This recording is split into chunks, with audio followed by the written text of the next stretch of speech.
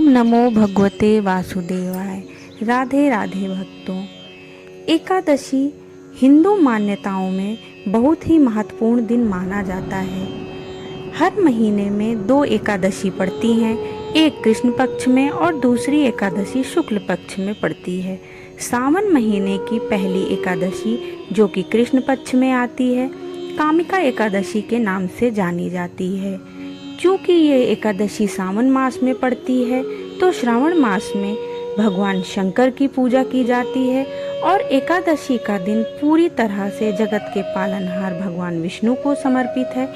तो इसलिए श्रावण मास की एकादशी में हम जगत के पालनहार भगवान विष्णु और भगवान शंकर दोनों की ही पूजा करते हैं। मान्यता है कि कामिका एकादशी के व्रत से ब्रह्म हत्या तक का पाप दूर हो जाता है।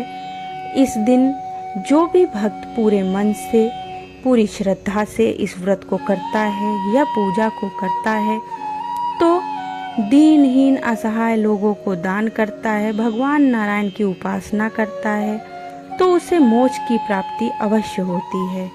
इस दिन व्रत रखने से और असहाय लोगों को दान देने से व्यक्ति के सभी प्रकार के पापों से मुक्ति मिलती है। चातुर्मास में पड़ने वाली कामिका एकादशी का अपना अलग ही एक महत्व है और मान्यताओं के अनुसार ये एकादशी अश्वमेध यज्ञ के समान फल देती है। इस दिन भगवान विष्णु को तुलसी दल अर्पित करना चाहिए और तुलसी की पूजा तो अवश्य ही करनी चाहिए। तुलसी की पूजा करना बहुत ही आवश्यक माना गया है, उसका भी अपना एक विशेष महत्व है। आइए जानते हैं इस बार एकादशी तिथि का प्रारंभ कब होगा और समापन कब होगा। एकादशी तिथि का प्रारंभ होगा 20 जुलाई रविवार को दोपहर 12:13 से और एकादशी तिथि का समापन होगा 21 जुलाई सोमवार को सुबह 9:37 पर। क्योंकि एकादशी रविवार को दोपहर से लग रही है, इसलिए उदया तिथि के अनुसार इस बार 21 जुलाई सोमवार को केवल एक ही दिन कामिका एकादशी का व्रत रखा जाएगा।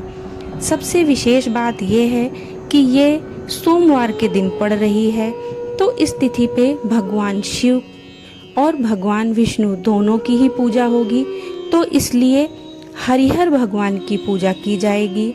ऐसी कोई कामना नहीं है कि जो हरिहर भगवान की पूजा करने से अधूरी रह जाए। इस दिन विधि विधान से भगवान शिव और भगवान विष्णु की पूजा की जाएगी।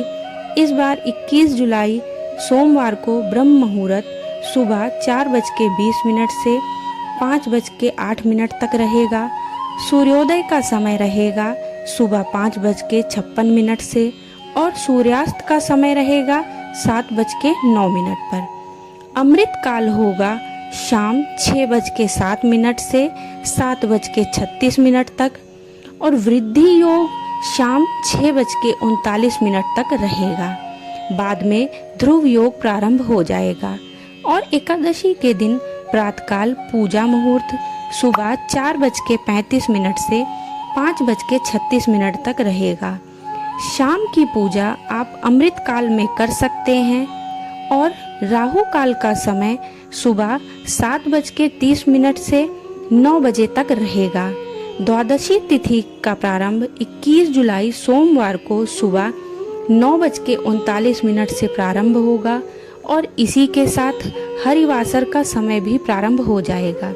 फिर द्वादशी तिथि की समाप्ति होगी अगले दिन यानी 22 जुलाई मंगलवार को सुबह 7:05 पर और 22 जुलाई मंगलवार को यानी एकादशी व्रत पारण वाले दिन ब्रह्म मुहूर्त सुबह 4:21 से लेके 5:09 तक रहेगा। सूर्योदय का समय सुबह 5:57 और सूर्यास्त का समय 7:09 पर होगा।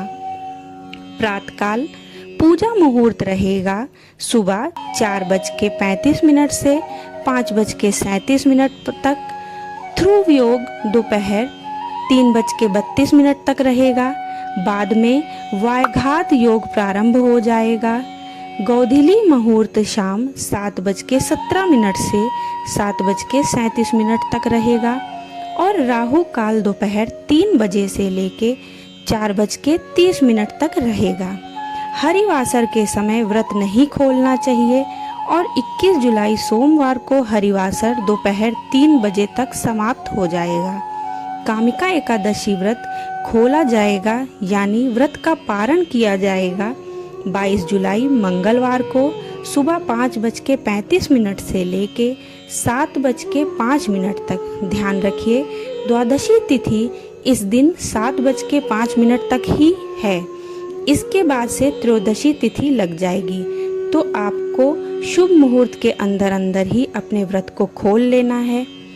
और तुलसी के पत्ते दशमी के दिन तोड़े जाते हैं पूजा के लिए, लेकिन इस बार दशमी तिथि रविवार के दिन पड़ रही है और रविवार के दिन तुलसी का पेड़ नहीं छुआ जाता, अर्थात तुलसी के पत्ते नहीं तोड़े जा सकते।